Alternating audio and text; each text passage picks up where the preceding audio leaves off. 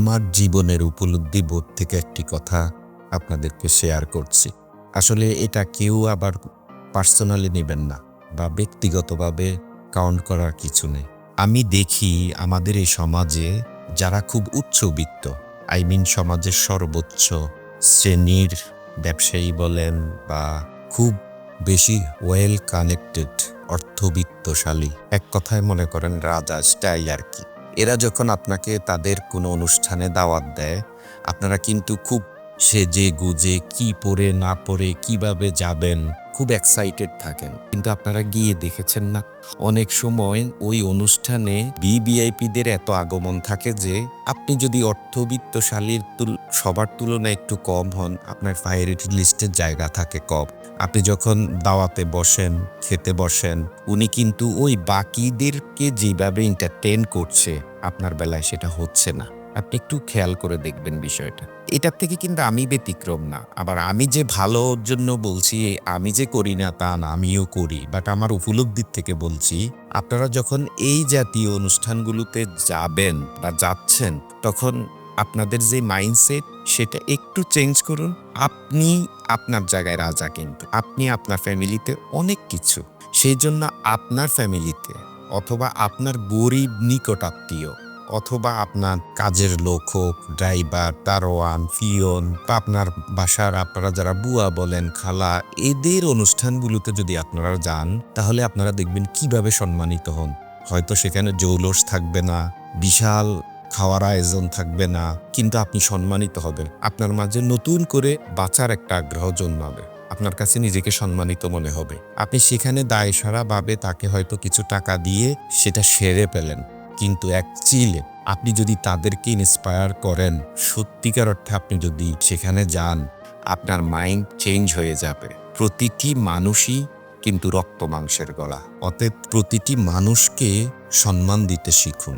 আমি এখানে এই কথা বা এই কোনো একটা বার্তা দিচ্ছি না যে সকল অর্থশালী সম্পদশালী লোকেরা খারাপ, তা না। ওনারা যদি সত্যিকার অর্থে ওই যারা অর্থশালী বা যারা সমাজের বিত্তবান তাদেরকে এন্টারটেইন না করেন, ওনারা কিন্তু পরবর্তী অনুষ্ঠানগুলোতে আসবেন না। দায়বদ্ধতার জায়গা থেকে অনেক কিছু করতে হয়, যেগুলো আমরা ওভারলুক করে যাই। ওনারা কিন্তু গাড়ি পর্যন্ত এসে গাড়িতে তুলে দেওয়া, রিসিপশন করা, সব কিছু নিয়ে ব্যস্ত থাকতে গিয়ে হয়তো আপনারা কিছু অবহেলিত হন। সেটা আমি খারাপের জন্য বলি নাই, আমি বলতে চাচ্ছি যে আপনি অন্যভাবেও ইন্সপায়ার হতে পারেন। আপনার নিজের মাঝে যে আপনি একটা মানুষ হিসাবে শ্রেষ্ঠ কিছু, সেটা আপনার অধীনস্থ লোকগুলোর কাছে যদি আপনি যান, আপনি সত্যি বুঝতে পারবেন আপনি কতটা মূল্যবান।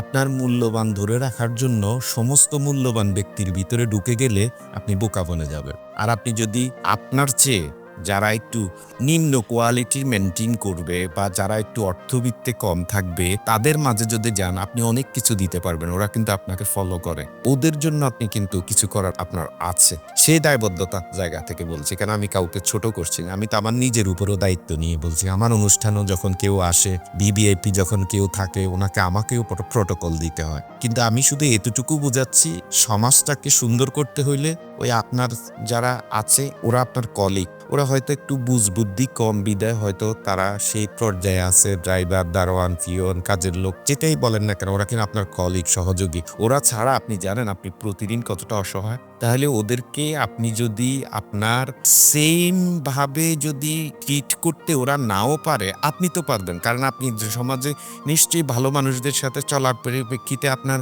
মেন্টাল ডেভেলপ অনেক বেশি। সে হয়তো আপনাকে কিছুটা হলেও শিখতে পারবে। হয়তো তার অনুষ্ঠানে গেলে সে যে খুশি হবে, সে হয়তো দামি কোনো চেয়ারে বসতে দিতে পারবে না, সে হয়তো এত বেশি অ্যারেঞ্জমেন্ট করতে পারবে না। যা করবে ওটা যদি আপনি সফটলি নেন, তাহলে ও যেমন খুশি হবে, আপনিও যে পৃথিবীতে এসছেন, আপনারও যে অনেক কিছু ভালো লাগার কাজ করা, সেটা কিন্তু সত্যিই বুঝতে পারবেন। তো সকলে মনে কিছু নেবেন না, আমি জাস্ট আমার জীবনের উপলব্ধি থেকে একটি বিষয় শেয়ার করলাম। ভালো থাকবেন সকলে।